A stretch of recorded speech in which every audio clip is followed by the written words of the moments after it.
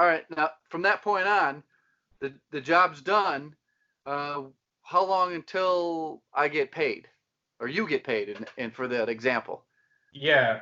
So the business cycle, in terms of the money system, it cycles every 3 business days. So if you did a job on Monday, you'd be paid by Thursday. Okay, that's pretty quick. Yeah. Well, and that's so right now, if that ever changes too, if it ever is available to where it can be quicker, we'll make it quicker. But right now, that's the fastest option that we have without being No, totally. that's real fast. I've got customers that it goes out to 90 days, and these are Yeah. like contracts. Yeah. Well, and that's kind of the intent of the design is like we're trying to get away from the net 30s, the net 60s. We don't want to do the property maintenance work where you have to wait for the rent to get collected in order to get, recuperate your money. Like why should the service provider be in the risky position? You don't own the asset, you're just showing up to do the work.